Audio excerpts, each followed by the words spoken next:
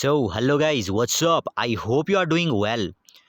सो दोस्तों, 20वीं शताब्दी का जो दौर रहा वो पूरे विश्व के लिए सामाजिक, आर्थिक और राजनीतिक तौर पर उथल पुथल का दौर रहा। इस 20वीं शताब्दी ने दो महायुद्धों को झेला। इसमें कई देश तो ऐसे उभर कर सामने आए जिसने पुरानी पावर्स को ओवरटेक करके थ्रोन को हासिल किया।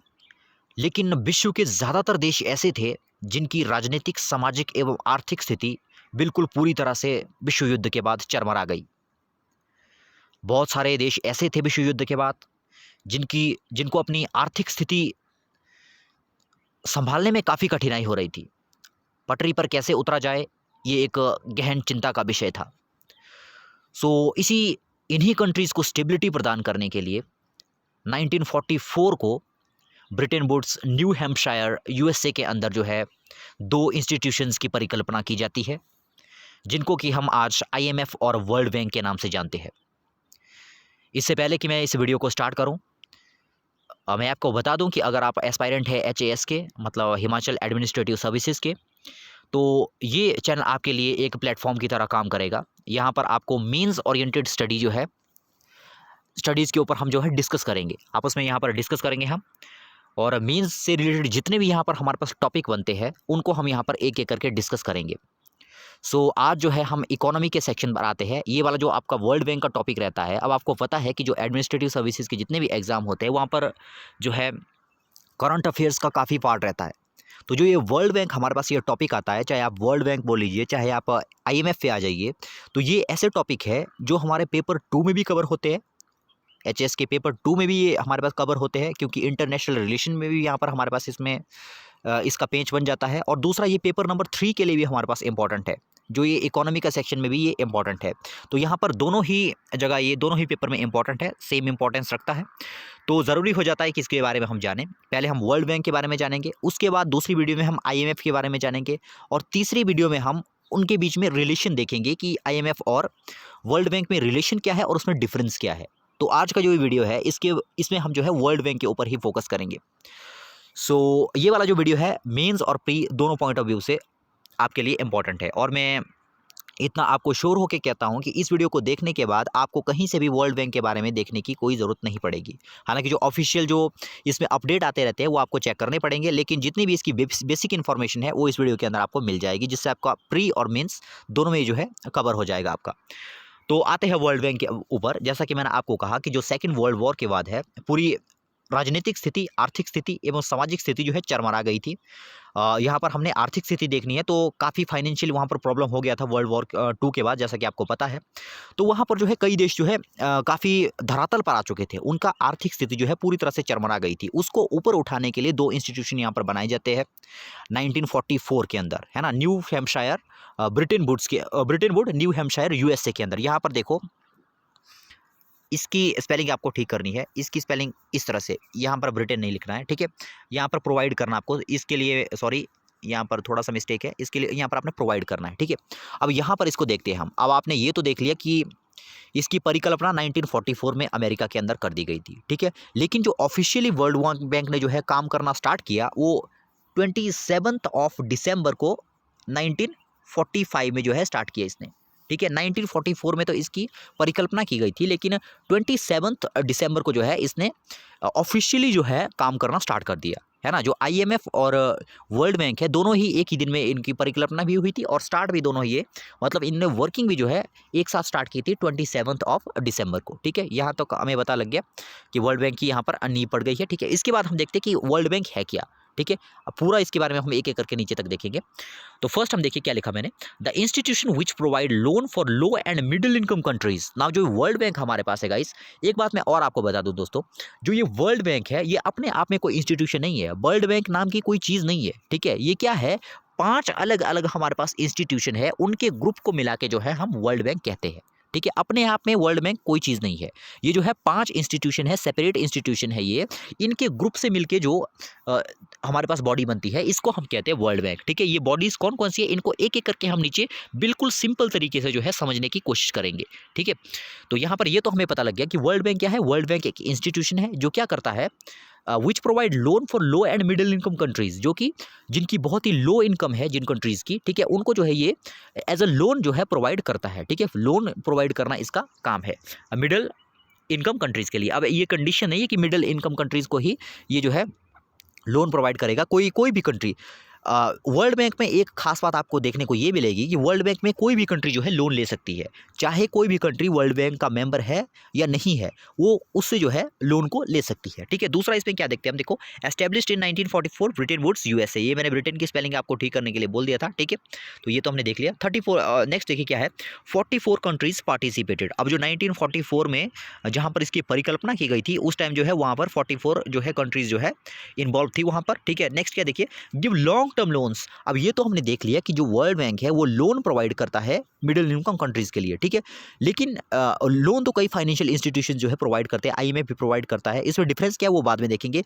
यहाँ पर वर्ल्ड बैंक के हम देख रहे हैं कि जो भी लोन जो है वर्ल्ड बैंक प्रोवाइड करता है उसका जो इंटरेस्ट रेट होता है वो काफ़ी कम होता है, मतलब काफ़ी कम इंटरेस्ट रेट के ऊपर ये इस तरह से हम देख सकते हैं कि काफ़ी कम चीप रेट पर, मतलब काफ़ी सस्ता लोन जो है ये प्रोवाइड करता है गरीब देशों को, मतलब जिनकी आर्थिक स्थिति काफ़ी कमज़ोर है उन देशों को ये लोन प्रोवाइड करता है काफ़ी चीप इंटरेस्ट रेट के ऊपर, काफ़ी लो इंटरेस्ट रेट के ऊपर, मतलब सस्ता ब्याज है ना। नेक्स्ट देखिए क्या है, the world bank is a group of 5 separate institutions. जैसा कि मैंने आपको कहा कि अपने आप में कोई इंस्टीट्यूशन नहीं है, ठीक है, ये जो है 5 इंस्टीट्यूशन का एक ग्रुप है, ठीक है। ये 5 इंस्टीट्यूशन कौन कौन से है, अब सबसे पहले हम आते देखिए international bank for reconstruction and development, ठीक है, इसके नाम से ही आपको बहुत कुछ देखने को मिल जाएगा, ठीक है। यहाँ पर देखिए क्या लिखा है, international bank for reconstruction and development. Reconstruction मतलब दोबारा से कंस्ट्रक्शन। अब याद कीजिए जो वर्ल्ड बैंक और आईएमएफ थी, ठीक है, इनकी अवधारणा कब आई थी, 1944 के अंदर, जब जो है पूरे विश्व की आर्थिक स्थिति पूरी तरह से चरमरा गई थी, उस टाइम जो है इसकी परिकल्पना हुई थी, ठीक है, रिकंस्ट्रक्शन। अब देखिए सेकंड वर्ल्ड वॉर के बाद सब कुछ ध्वस्त हो चुका था, ठीक है।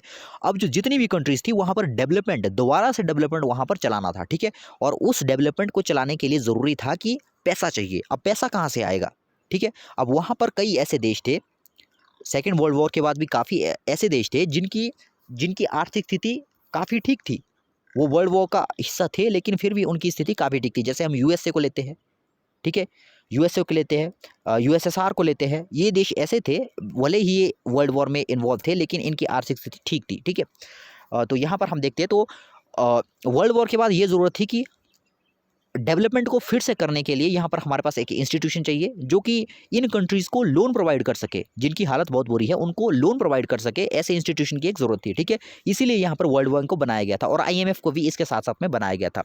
तो जो फर्स्ट है देखिए, सबसे पहले बनाया गया था इसको, क्योंकि आपको पता है कि सबसे पहले वर्ल्ड वॉर के बाद ये देखिए यहाँ पर था international bank for reconstruction and development, ठीक है, इसी की परिकल्पना सबसे पहले की गई थी। अगर जो वर्ल्ड बैंक है इसके अगर आपको पूछा जाए कि सबसे पहले किस इंस्टीट्यूशन की स्थापना हुई थी तो इसकी हुई थी, international bank of reconstruction and development की। इसकी 1945 में हुई थी, बाकी जितने भी आएंगे इनकी अप्रॉक्सीमेटली 1946 में ही हुई थी, ठीक है। जो 1945 में वो सिर्फ एक था, international bank for reconstruction and development. इसका मेन एम क्या था, इसका मेन एम था उन कंट्रीज़ को लोन प्रोवाइड करना जिनकी अर्थव्यवस्था पूरी तरह से ध्वस्त हो चुकी थी सेकेंड वर्ल्ड वॉर के बाद, ठीक है। अब ऐसा नहीं कि आजकल ये बंद हो चुका है, तो आजकल भी ये जो है काफ़ी चीप रेट पर जो है ज़रूरतमंद देशों को जो है लोन प्रोवाइड करता है डेवलपमेंट पर्पसेज के लिए, ठीक है। तो ये था फर्स्ट हमारा international bank for reconstruction and development. Second पर अब हम आते हैं, सेकंड देखिए कौन सा पार्ट है इसका, सेकंड है इसका इंटरनेशनल फाइनेंस कॉरपोरेशन। इसको देखते हैं ज़रा, इंटरनेशनल फाइनेंस कॉरपोरेशन। अब इंटरनेशनल फाइनेंस कॉरपोरेशन ये इंस्टीट्यूशन क्या करता है, यहाँ पर ध्यान रखना है आपको। अब दोस्तों कोई भी जैसे बिजनेसमैन हुआ, बिजनेसमैन बिजनेस करना कहाँ पर प्रेफर करते हैं, कोई भी कंट्री है, मान लीजिए कोई भी बिजनेसमैन है, मान लो वो जो है एक मान लो यहाँ पर एक कंट्री है ए कंट्री, यहाँ पर एक कंट्री है बी कंट्री, ठीक है। तो ये ए कंट्री ऐसी कंट्री है जहाँ पर किसी भी तरह का टेररिस्ट की एक्टिविटीज़ नहीं होती है, यहाँ पर काफ़ी पीस रहता है, ठीक है, एनवायरनमेंट भी काफ़ी अच्छा है बिजनेस करने के लिए, ठीक है। और यहाँ पर जो है ये कंपनी है, मान लीजिए बी कंपनी, सॉरी ये कंट्री है बी कंट्री, ये ए कंट्री थी, यहाँ पर काफ़ी अच्छी कंडीशंस थी, फेवरेबल कंडीशंस थी। ये कंट्री हमारे पास है कंट्री बी, ठीक है। यहाँ पर मान लीजिए यहाँ पर टेररिस्ट काफ़ी ज़्यादा होता है, इकोनॉमिक एक्टिविटीज़ करने के लिए यहाँ का एनवायरनमेंट जो है फेवरेबल नहीं है, ठीक है। तो मैक्सिमम केसेस में क्या होगा, जो बिजनेसमैन होते हैं, ठीक है, या कोई बड़ी बड़ी कंपनी होती है, वो अपना सेटअप कहाँ करेगी, वो अपनी फैक्ट्रीज कहाँ पर निकालेगी, वो प्रेफर करेगी कि हम कंट्री नंबर ए में चले जाएँ, ठीक है, यहाँ पर उन्हें बिजनेस में काफ़ी अच्छा फायदा होगा, ठीक है। लेकिन जो ये इंटरनेशनल फाइनेंस कॉर्पोरेशन है, अब देखिए जो ये वाला जो बिजनेसमैन है, ये जो कंपनी है, ये बी कंट्री में इन्वेस्ट क्यों नहीं कर रही है? बी कंट्री में ये इन्वेस्ट इसलिए नहीं कर रही है, ऐसा नहीं है कि यहाँ पर स्कोप नहीं है, स्कोप यहाँ पर भी बहुत ज़्यादा है, लेकिन ये जो कंपनी है ये यहाँ पर इन्वेस्ट इसलिए नहीं करेगी क्योंकि यहाँ पर जो है एनवायरनमेंट ही नहीं है इकोनॉमिक एक्टिविटीज़ का। यहाँ पर जो है अगर आप फैक्ट्री अगर सेट करोगे तो यहाँ पर टेररिस्ट उसको दूसरे तीसरे दिन जो है क्या कर दोगे, खत्म कर देंगे। या मान लीजिए कोई ऐसी कंट्री है जो काफ़ी वल्नरेबल है नेचुरल डिजास्टर के लिए, मान लीजिए यहाँ पर कोई भूकंप आता है, कोई सुनामी आती है, इस तरह का कोई एरिया है, ठीक है, तो यहाँ पर जाने से जो है कंपनियाँ बचती है। तो ये इंटरनेशनल फाइनेंस कॉर्पोरेशन क्या करता है, इस कंपनी को जो है कुछ जो है गारंटी देता है। ये ऐसा कहता है, ये इस कंपनी को ऐसा कहेगा कि आप जो है इस कंट्री बी में जाइए, मतलब ऐसी कंट्री में जाइए जहाँ पर डेवलपमेंट नहीं हुआ है, वहाँ पर डेवलपमेंट होना चाहिए लेकिन नहीं हुआ है। तो ये इंटरनेशनल फाइनेंस कॉर्पोरेशन क्या करेगा, इस कंपनी को जो है शेयर देगा, मतलब ये इसको जो है एक तरह से जो है इसको पीछे से बैकअप करेगा कि आप अपना पैसा जो है कंट्री बी में लगाओ। अगर किसी तरह का कोई नेचुरल डिजास्टर होता है, कोई कैलामिटी होती है, कोई टेररिस्ट की कोई एक्टिविटी होती है, मतलब किसी तरह से आपको कोई लॉस हो जाए, तो हम जो है काफ़ी हद तक जो है आपको जो है रिफंड करेंगे, ठीक है। तो ये काम होता है इंटरनेशनल फाइनेंस कॉर्पोरेशन का। मतलब इसका काम ये होता है कि जो ये बड़ी कंपनीज है, ठीक है, इनको जो है भरोसा दिलाना कि हम आपके पीछे बैठे हैं, आप जो है जिन कंट्रीज में डेवलपमेंट नहीं हुआ है वहां पर भी डेवलपमेंट की एक्टिविटीज़ को स्टार्ट कीजिए, ठीक है। अब देखिए इसका मेन मोटिव क्या है इंटरनेशनल फाइनेंस कॉर्पोरेशन का, कि सभी देशों में जो है डेवलपमेंट हो सके, ठीक है, ये मेन मोटिव है इसका। तो यहाँ पर देखिए तो ये हमने देख लिया, तो ये इंटरनेशनल फाइनेंस कॉर्पोरेशन था, इसको आप देख लीजिएगा, ठीक है। नेक्स्ट हम चलते हैं इंटरनेशनल डेवलपमेंट कॉर्पोरेशन में, ठीक है, इंटरनेशनल डेवलपमेंट कॉर्पोरेशन। अब ये क्या चीज़ है, अब ये जो तीसरा इंस्टीट्यूशन हमारे पास है इंटरनेशनल डेवलपमेंट कॉर्पोरेशन, इसके नाम से ही पता लग रहा है, यहाँ पर कोई भी कंट्री जो है इंटरनेशनल जो वर्ल्ड बैंक है उससे जो है लोन ले सकती है। लेकिन लोन लेने के लिए एक क्राइटेरिया इन्होंने ये रखा हुआ है कि आप जो भी लोन आप ले रहे हो, इसका काम जो है आप डेवलपमेंटल पर्पसेस के लिए करोगे, ठीक है। ऐसा नहीं है कि आपने यहाँ से लोन ले लिया, ठीक है, और आप कोई खराब काम कर रहे हैं, जैसे कोई न्यूक्लियर वेपन से रिलेटेड कोई दूसरा काम कर रहे हो, उस तरह से नहीं चाहिए। इनको जो है इंटरनेशनल डेवलपमेंट और कॉर्पोरेशन में ये लोन प्रोवाइड करता है, लेकिन इनको पहले जो है प्रूव करके देना पड़ता है कंट्री को ये इनको जो है मतलब समझाना पड़ता है कि हम जो है जो भी ये लोन आपसे हम ले रहे हैं, ठीक है, उसका काम हम जो है डेवलपमेंटल पर्पसेस के लिए ही करेंगे, ठीक है। ये काम होता है इंटरनेशनल डेवलपमेंट कॉर्पोरेशन का, मतलब लोन प्रोवाइड करना। लेकिन कब प्रोवाइड करेंगे, जब जो है सामने वाली कंट्री ये प्रूव कर दे कि हम उस काम का जो है हम उस पैसे का इस्तेमाल जो है डेवलपमेंटल पर्पसेस के लिए करेंगे, ठीक है। फॉर एग्जाम्पल यहाँ पर अब अगर हम इस तरह से देखें, मान लीजिए कोई कंट्री ऐसी है और एक बात इसका ये भी है इंटरनेशनल डेवलपमेंट कॉर्पोरेशन की, इसमें ये कंडीशन ज़रूर रखी गई है कि डेवलपमेंटल पर्पसेस के लिए कोई भी कंट्री जो है यहाँ से लोन ले सकती है, लेकिन कोई भी कंट्री जो है बहुत ही आसानी से यहाँ से लोन ले सकती है, ठीक है। उसको सिर्फ इतना प्रूव करना है कि हम डेवलपमेंटल पर्पसेस के लिए कुछ करने जा रहे हैं, मतलब डेवलपमेंट से रिलेटेड कोई काम करने जा रहे हैं, ठीक है। फॉर एग्जाम्पल मान लीजिए कोई कंट्री है, कोई कंट्री को एक लोन चाहिए, ठीक है, तो ये क्या करेगी, जैसे यहाँ पर देखिएगा, ये कंट्री ये कहती है कि जो हमारे देश में जो है बहुत ज़्यादा जो है एक्सीडेंट हो रहे हैं, ठीक है, बहुत ज़्यादा जो है एक्सीडेंट हो रहा है, क्योंकि हमारे देश में जो है ज़्यादातर लोग जो है पैदल चलते हैं, ठीक है। अब यहाँ पर देखिएगा, लॉजिक देखिएगा इसका, हमारे देश में ज़्यादातर लोग जो है पैदल चलते हैं, इसलिए यहाँ पर एक्सीडेंट हो रहे हैं।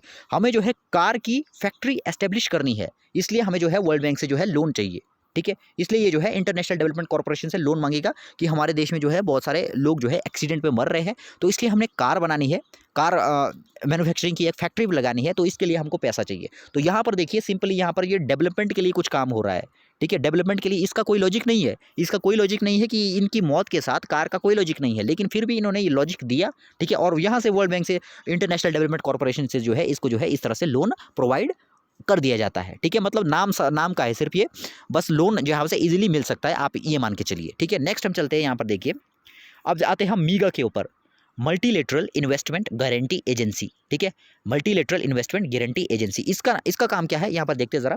It's main purpose is to provide loan for the private sector, it requires government assent, ठीक है। अब ये देखिए मीगा का क्या रोल है यहाँ पर।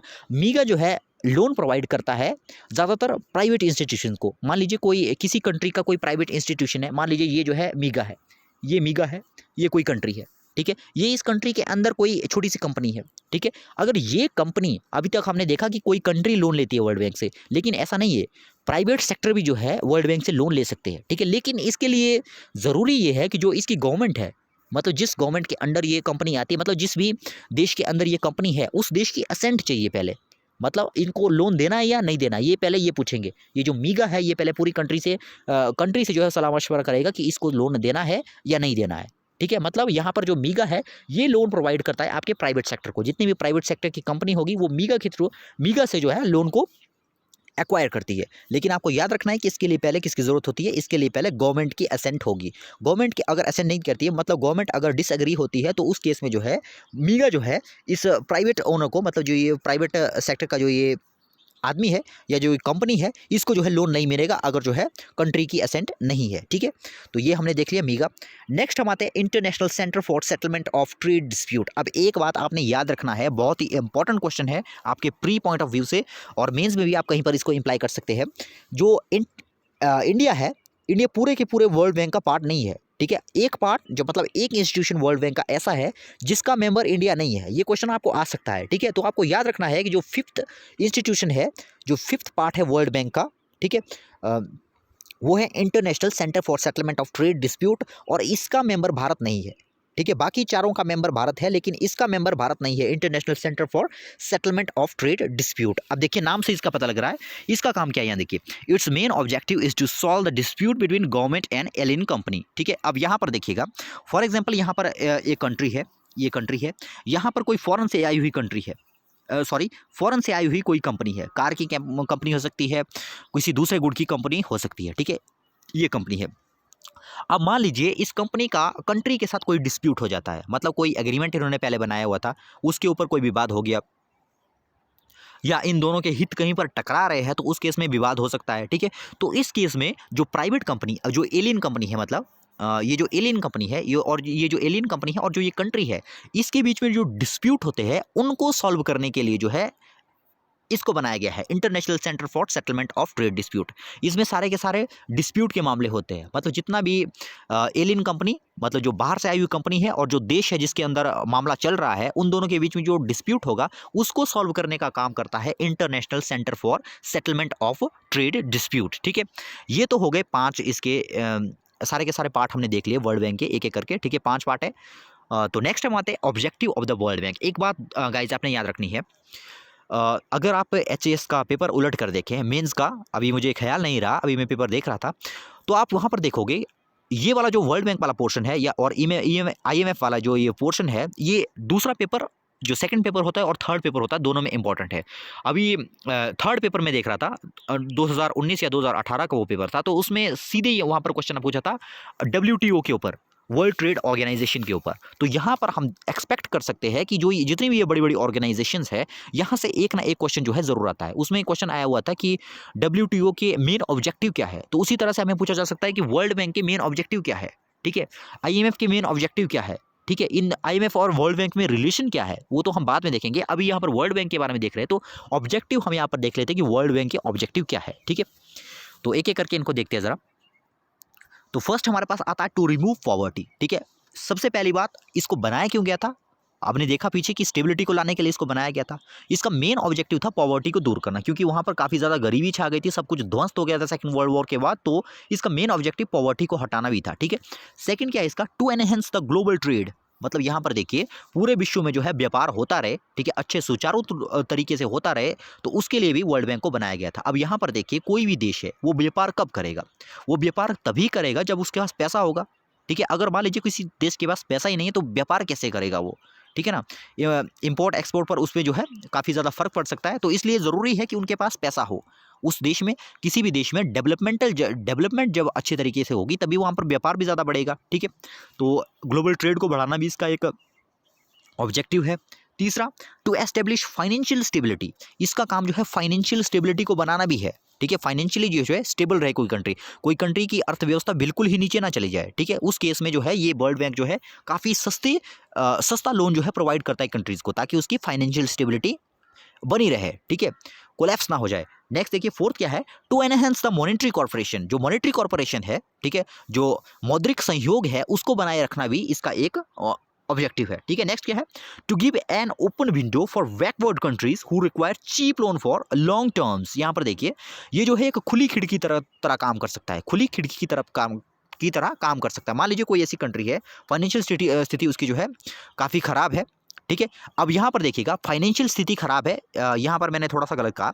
फाइनेंशियल स्थिति अगर खराब है तो उस केस में वर्ल्ड बैंक आपको लोन नहीं देता। अब जो पहले इसको बनाया गया था तब इसके ऑब्जेक्टिव थोड़े और थे, अब थोड़े मॉडिफाई हो गए हैं, ठीक है। अगर आपकी फाइनेंशियल स्टेबिलिटी खराब है, किसी कंट्री की फाइनेंशियल स्टेबिलिटी अगर खराब है, तो वो आईएमएफ तो वो जो है आईएमएफ से लोन लेता है, ना कि वर्ल्ड बैंक से। वर्ल्ड बैंक का लोन होता है डेवलपमेंटल पर्पसेस जितने भी है उनको इंक्रीज करने के लिए जो लोन दिया जाता है वो वर्ल्ड बैंक के द्वारा दिया जाता है, ठीक है। मान लीजिए कोई भी कंट्री ऐसी है मान लीजिए जहां पर कोई डेवलपमेंटल पर्पस इनको करना है, ठीक है। डेवलपमेंट पर्पसेस के लिए मान लो कोई डेवलपमेंट का कोई प्रोजेक्ट करना है, ठीक है। तो उस केस में जो है ये वर्ल्ड बैंक से जो है लोन लेते हैं। अब कोई भी कंट्री ऐसी है जहाँ पर काफ़ी मंदी आ चुकी है, वहाँ पर किसी भी तरह का डेवलपमेंटल वर्क नहीं हो सकता है, ठीक है। वहाँ पर स्कोप हालांकि बहुत ज़्यादा है, लेकिन वहाँ पर इंफ्रास्ट्रक्चर की कमी है, तो उस केस में जो है ये खुली खिड़की की तरह काम करता है। खुली खिड़की मतलब कोई भी यहाँ पर आ सकता है, कोई भी कंट्री, चाहे आप वर्ल्ड बैंक के मेंबर हो या नहीं हो, कोई भी कंट्री आ सकती है यहाँ पर, और ये जो है यहाँ पर सस्ते लोन की जो है मांग कर सकती है, और इनको यहाँ से लोन मिल भी जाता है, ठीक है। तो ये था इसका 5th पॉइंट। नेक्स्ट हम चलते हैं 6th पॉइंट की ओर। To settle the trade related issues between government and align countries. ये तो हमने देखा, देखो लास्ट में हमने देखा जिसका पार्ट इंडिया नहीं है, ठीक है, उसकी बात यहाँ पर हो रही है, ठीक है। अगर आपको ऑब्जेक्टिव पूछा जाए, इसके ऑब्जेक्टिव क्या है वर्ल्ड बैंक के, तो जो मैंने आपको ये 5 जो इंस्टीट्यूशन बताए जिनसे मिलकर वर्ल्ड बैंक बनता है, ठीक है, तो आप उन्हीं को भी वहाँ से लिख सकते हो, क्योंकि ओवरऑल वो भी वर्ल्ड बैंक का ही एक पार्ट है, उन्हीं के मिलने से वर्ल्ड बैंक बना हुआ है, ठीक है। तो यहाँ पर देखिए मैंने ऑब्जेक्टिव में इसको भी डाला हुआ है, to settle the trade related issues between government and alien country. जो एलियन कंट्री जो to settle the trade related issues between government and alien company, यहाँ पर कंपनी करना है, सॉरी आपने कंपनी यहाँ पर करना है आपने, ठीक है। जो एलियन कंपनी है और गवर्नमेंट से रिलेटेड जो ट्रेड रिलेटेड इश्यूज है उनको भी जो है यहाँ पर जो है ये देखती है, ठीक है। कौन देखती है? जो ये हमारे पास जो लास्ट में जो हमारे पास आई थी, इंटरनेशनल सेंटर फॉर ये देखिए, international centre for settlement of trade dispute, ठीक है। तो अब ऐसा नहीं है कि जो जो countries international centre for settlement of trade dispute के मेंबर नहीं है तो उनमें सेटलमेंट कैसे होता है, तो उसके लिए जो है कई दूसरे इंस्टीट्यूशन है ऐसे रिलेशन को सेटल करने के लिए, ठीक है। अब ऐसा ज़रूरी नहीं है कि इसको एक्सेप्ट करने वाली कंट्रीज़ के अंदर ही जिन्होंने इस इंस्टीट्यूशन की रिक्वायरमेंट को एक्सेप्ट किया है, मतलब कंडीशंस को एक्सेप्ट किया है, उन्हीं के अंदर ट्रेड रिलेटेड इश्यूज जो है इजीली सॉल्व होते हैं। हमारी कंट्री के अंदर भी जो दूसरी कोई एलियन कंपनी है तो उसके साथ कोई डिस्प्यूट है तो वो भी जो है इजीली जो है सॉल्व हो जाता है। इसका कारण ये है कि आज बहुत सारे इंस्टीट्यूशन इसके पैरेलल में आ चुके हैं, ठीक है। International centre for settlement of trade dispute में, जैसे WTO हो गया, दूसरे कई इंस्टीट्यूशंस है, ठीक है। तो ये हमने देख लिया। सो ये था गाइज वर्ल्ड बैंक के बारे में। जितना भी मैंने आपको इस वीडियो के अंदर बताया हुआ है ये आपके प्रे और मेंस दोनों के लिए इंपॉर्टेंट है, ठीक है। और वर्ल्ड बैंक में जितनी प्रोबेबिलिटी है क्वेश्चन आने की वो इन्हीं में से हो सकती है, ठीक है। तो जो दूसरा वीडियो हमारे पास होगा उसके अंदर हम डिस्कस करेंगे IMF के बारे में, इंटरनेशनल मॉनेटरी फंड के बारे में, और तीसरे वीडियो में हम डिस्कस करेंगे बाद में फिर वर्ल्ड बैंक और IMF में जो डिफरेंस होता है उसके बारे में, ठीक है। आई होप कि आपने वीडियो को एंजॉय किया होगा। मिलते हैं नेक्स्ट वीडियो में, तब तक के लिए गुड बाय।